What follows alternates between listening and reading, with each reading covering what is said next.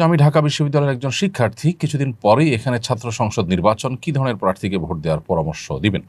সবচেয়ে গুরুত্বপূর্ণ বিষয় হলো কাকে ভোট দিলে শিক্ষাঙ্গনের কাঙ্ক্ষিত পরিবেশ আপনি পাবেন। কাকে ভোট দিলে আপনার শিক্ষাঙ্গন রক্তাক্ত, খুনাখুনি এবং বাজে যে পরিবেশ আছে সেটা থেকে মুক্তি লাভ করতে পারে, সে বিষয়গুলোকে বিবেচনা করে আপনি ভোট দিবেন। দলীয় বিবেচনা কিংবা ক্ষুদ্র কোনো ইস্যুভিত্তিক বিষয়কে সামনে রেখে বা আপনার ব্যক্তি স্বার্থকে সামনে রেখে ভোট দেওয়া, এটা ভোটের প্রতি খেয়ানত।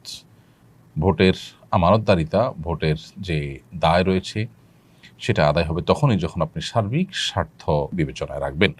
বিশেষ করে বোনরা হিজাব পরে পর্দার মাধ্যমে তাদের দিন পালনের যে স্বাধীনতা রয়েছে, অধিকার রয়েছে, সেটা তারা পরিপূর্ণভাবে পালন করতে পারবেন, সেটা পরিপূর্ণ তারা ভোগ করতে পারবেন। তারা দিন পালন করে কিভাবে শিক্ষা গ্রহণ করতে পারবেন। দীর্ঘদিন যাবৎ দেশের এই সর্বোচ্চ বিদ্যাপীঠে আমাদের বোনরা তারা স্বাধীনভাবে তাদের দিন পালন করে শিক্ষাঙ্গনে তারা চলাফেরা করা বা শিক্ষা গ্রহণ করা থেকে তারা নানাভাবে তারা বঞ্চিত হচ্ছেন এবং কোণঠাসা থাকছেন। এমনকি ছেলেরা ধর্ম পালন করতে গেলে তাদেরকেও নানা ট্যাগ দিয়ে কোণঠাসা করে রাখার একটা প্রচেষ্টা চলমান আছে। এই বিষয়গুলো প্রত্যেকটা প্রার্থীকে দিয়ে বলাবার চেষ্টা করবেন, যেন তারা কেউ বিজয়ী হলে এগুলোর যেন আমাদেরকে আর দেখতে না হয়, এগুলো যেন পুনরাবৃত্তি না ঘটে এবং এসব কিছুর অবসান যেন ঘটে, শিক্ষাঙ্গনে যেন শিক্ষার পরিবেশ থাকে, সে বিষয়টি সবার কাছ থেকে আপনারা তাদের মুখ থেকে এই কথাগুলোকে বের করবার চেষ্টা করবেন এবং তুলনামূলকভাবে যিনি কথা রাখবেন বলে মনে হয় আল্লাহর ভরসা করে তাকে আপনারা ভোট দিবেন। ট্রান্সজেন্ডার অ্যাক্টিভিস্টরা দেশের প্রখ্যাত দুজন বিশ্ববিদ্যালয়ের শিক্ষককে হত্যার হুমকি দিয়েছে। বিষয়টা কতটা দুশ্চিন্তার বলে আপনি মনে করেন? খুবই দুর্ভাগ্যজনক একটি বিষয় এটি। বাংলাদেশের সর্বস্তরের জনগণকে এ বিষয়ে সর্বোচ্চ সতর্কতা অবলম্বন করতে হবে। আমাদের দেশে পশ্চিমা বিকৃত চিন্তা এবং মতবাদকে প্রতিষ্ঠিত করবার জন্য তাদের এজেন্ট যারা আছে তারা নানাভাবে এখানে কাজ করছে। সরকারের বিভিন্ন জায়গায় তারা ইনফ্লুয়েন্স করার চেষ্টা করছে। তারা গণমাধ্যমগুলোর উপর ভর করে তাদের এই বিকৃত চিন্তাকে আমাদের মূল্যবোধ, আমাদের চিন্তা চেতনা, আমাদের আদর্শ, বিশ্বাস, সকল ধর্মের মানুষের ধর্মীয় মূল্যবোধ এর বিপরীতে গিয়ে সেটাকে তারা প্রতিষ্ঠা করবার চেষ্টা করছে, দুঃসাহস দেখাচ্ছে।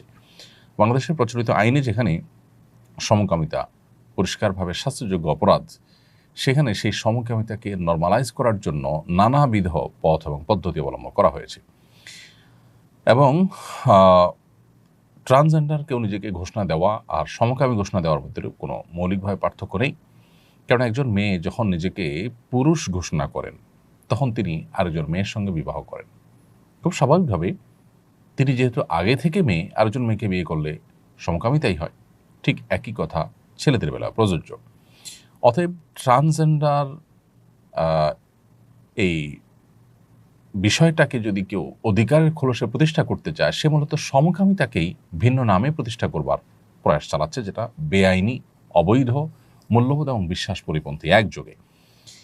দেশে এরকম অন্যায় লিপ্ত যারা, তারা আবার হুমকি দিচ্ছে মূল্যবোধকে সংরক্ষণ করবার জন্য নিঃস্বার্থভাবে লড়ে যাওয়া ডক্টর সরওয়ার হোসেন সহ যারা আরও এই জাতীয় কাম করছেন তাদেরকে।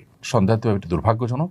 তথাকথিত দেশের বিশিষ্ট নাগরিকের নাম দিয়ে পশ্চিমাদের এই সমস্ত চিহ্নিত এজেন্ডা বাস্তবায়নকারী যারা আছে, এজেন্টার যারা আছে, তারা আবার উল্টো বরং ডক্টর সরওয়ার সহ তার সাথে আরও যারা অ্যাক্টিভিস্ট আছেন তাদেরকে উল্টা চাপে ফেলার চেষ্টা করছে। এ বিষয়ে আমাদের প্রত্যেককে যার যার জায়গা থেকে সর্বোচ্চ প্রতিবাদ এবং সজাগ দৃষ্টি রাখতে হবে। না হলে পশ্চিমা পৃথিবীতে অভিভাবকরা যেরকম রাস্তায় বের হয়েছেন, রাস্তায় নেমেছেন, তাদের সন্তানদেরকে এই বিকৃতি থেকে বাঁচাবার জন্য, প্রজন্মকে বাঁচাবার জন্য আমাদেরকে হয়তো একসময় সেরকমটা করতে হবে। সেটা যেন করতে না হয়, এই জন্য এখন থেকে আমাদের সচেতন হতে হবে, সজাগ হতে হবে। এরপরে প্রশ্ন হলো, আজ চট্টগ্রামে 3 কিশোরকে চোর সন্দেহে মব করে বেঁধে পিটিয়ে হত্যা করার মতো ভয়াবহ ঘটনা ঘটেছে। ইসলামের দৃষ্টিতে এই ধরনের গণপিটুনি বা আইন নিজের হাতে তুলে নেওয়ার বিধান কি? খুবই জঘন্য এবং পরিষ্কারভাবে ইসলাম এটি হারাম। আবু হুরায়রা রাদিয়াল্লাহু আনহু থেকে বর্ণিত হয়েছে সহিহ মুসলিম একটি হাদিস, নবী করিম সাল্লাল্লাহু আলাইহি ওয়াসাল্লাম ইরশাদ করেছেন, ওয়াল্লাযী নাফসি বিয়াদিহি, ওই আল্লাহর শপথ করছি যার হাতে আমার জীবন, লা ইয়াতিয়ান্না আলান নাসি জামান লা ইয়াদরিল কাতিল ফি আইয়ি শাইইন কুতিল, যখন এমন একটা সময় আসবে যে নিহত ব্যক্তি জানবে না তাকে আসলে কেন হত্যা করা হয়েছে। ওয়ালা ইয়াদরিল মাকতুল আলা আইয়ি শাইইন কুতিল, নিহত ব্যক্তি যেমন জানবে না, হত্যাকারী অনেক সময় জানবে না যে কেন হত্যা করছে।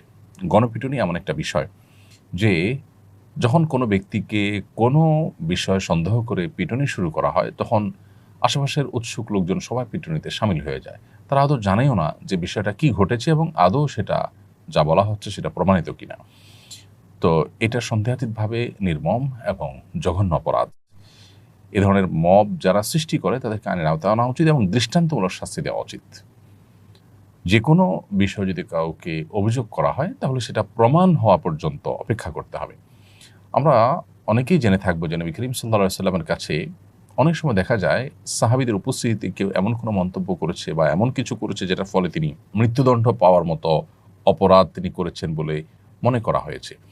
তখন কোনো সাহাবী নবী সাল্লাল্লাহু আলাইহি ওয়াসাল্লামকে বলেছেন, হে আল্লাহর রাসূল, আপনি আমাকে অনুমতি দিন যে আমি তার মৃত্যুদণ্ড কার্যকর করি, আমি তার ঘাড় গর্দান উড়িয়ে দিই। এই যে নবী সাল্লাল্লাহু আলাইহি ওয়াসাল্লামের উপস্থিতিতে সাহাবায়ে কেরাম নবীজিকে জিজ্ঞাসা করতেন, তাকে বলতেন যে আপনি পারমিশন দিবেন, আমি এটা করতে চাই, কারণ সে যে অপরাধ করেছে তাতে তার মৃত্যুদণ্ড শাস্তি পাওয়ার কথা। একজন মানুষ অপরাধ করেছে, এমন অপরাধ যার ফলে তার মৃত্যুদণ্ড হওয়া উচিত, এটা যদি আপনার মনেও হয়, তারপর সেটা আপনি করতে পারবেন না যতক্ষণ পর্যন্ত বিচারিক প্রধান, প্রশাসনিক প্রধান তার কাছ থেকে অনুমোদন না নিবেন। নবী করিম সাল্লাল্লাহু আলাইহি ওয়াসাল্লাম মদিনায় সেই দায়িত্বটি পালন করছিলেন এবং তার কাছে সাহাবীরা জিজ্ঞাসা করতেন, হে আল্লাহর রাসূল, আপনি কি অনুমতি দিবেন? নবী সাল্লাল্লাহু আলাইহি ওয়াসাল্লাম সচরাচর এ ধরনের কাউকে অনুমতি দিয়েছেন বলে কোনো বর্ণনা পাওয়া যায় না। তো এই হাদিস থেকে পরিষ্কারভাবে বোঝা যায় যে আইন নিজের হাতে তুলে নেওয়া যাবে না। নিজেই যে কোনো ব্যক্তিকে অপরাধী মনে হলে তার উপরে শাস্তি কার্যকর করে দেওয়া যাবে না। যদি যেত তাহলে সাহাবীরা নিজেরা করে ফেলতেন সেটি। অতএব যে কোনো নামেই হোক, যে কোনো ইস্যুতেই হোক না কেন, এ ধরনের মব এটা বন্ধ হতে হবে। এ ধরনের আইন হাতে তুলে নেওয়ার এই বিষয়টি বন্ধ করতে হবে। খুবই নির্মম। ছোট, ছোট কিশোর যদি তারা চুরি করেও থাকে তাহলে তার শাস্তি কি মৃত্যুদণ্ড? এত কঠোর আমরা কিভাবে হই, এত নির্মম কিভাবে হই যে নিশ্চয়ই শখের বশে তারা যদি এই কাজটি করেও থাকে, শখের বশে হয়তো করেনি, বা আদৌ তারা চুরি করেছে না অন্য কি করতে চেয়েছে বা কি করেছে সেটাও প্রমাণিত নয়। সেখানে অন্য যাই হোক, কিশোর, শিশু, তাদের উপরে যে নির্মমতা বাংলাদেশে প্রায় সময় হয়ে থাকে, এগুলো আমাদের হৃদয়ে রক্তক্ষরণ হয় এবং আমরা যে কত পাষণ্ড হয়ে যাচ্ছি, আমরা বিভিন্ন দেশ নিয়ে ট্রল করি, আফ্রিকার বিভিন্ন দেশ নিয়ে ট্রল করি, আমরা যে নিজেরা যে কত নিচে নেমে যাচ্ছি এবং পশুত্বকে হার মানানোর মতো কর্মকাণ্ড যে আমরা অনবরত করে চলেছি, সেটা আমাদের ভাববার ফুরসতটুকু মনে হয় না। কবে আমাদের দেশে সে আইনের শাসন প্রতিষ্ঠিত হবে যখন কঠোর হস্তে এ ধরনের মববাজি বন্ধ হবে এবং কেউ আর এ ধরনের আইন হাতে তুলে নেওয়ার দুঃসাহস করবে না, সে দৃষ্টান্ত কবে স্থাপন হবে একমাত্র আল্লাহ ভালো জানেন। সরকার যায়, সরকার আসে, অনেক আমরা কথা শুনি, কথার ফুলজুরি আমরা দেখতে পাই, কিন্তু আমাদের অবস্থার পরিবর্তন আমরা দেখতে পাই না। আমরা রব্বে কারিমের কাছে ফরিয়াদ করা ছাড়া আসলে আর কিছুই করার নেই। সরকার বলুন, রাজনীতিবিদরা বলুন, তাদের কাছ থেকে আশা করবার মতো কোনো জায়গা আসলে আমাদের দেশে আর নেই। আল্লাহ তাআলার কাছে ফরিয়াদ করি, আল্লাহ রাব্বুল আলামিন আমাদেরকে মুক্তি দান করুন, আমাদেরকে রহম করুন। অপশাসন, এই যে আইন হাতে তুলে নেওয়া এবং লোমহর্ষক যে সমস্ত নির্মম ঘটনাগুলো ঘটে অনবরত, এগুলো বন্ধ হওয়ার জন্য যে কঠোর আইনের প্রয়োগ দরকার, সেটা শরিয়া ভিত্তিক শাসন ছাড়া আসলে আদৌ সম্ভব হবে বলে আমার মনে হয় না। যার কারণে আমাদের মূল সমাধানের দিকে এগিয়ে যাওয়া উচিত এবং আল্লাহ তাআলার কাছে পানা চাওয়া দরকার। আল্লাহ আমাদেরকে হেফাজত করুন এবং আমি তারপরও প্রত্যাশা করব যে যারা এই অপরাধে জড়িত হয়েছে তাদেরকে কঠোর শাস্তির আওতায় আনা হোক, কেন তারা আইন হাতে তুলে নিয়েছে। এবং তিনটা প্রাণ, বিশেষ করে কিশোর মানুষ, তাদের প্রাণের যে মূল্য সেটা আদায় করে নেওয়া হোক এবং তাদেরকে উপযুক্ত শাস্তি দেওয়া হোক।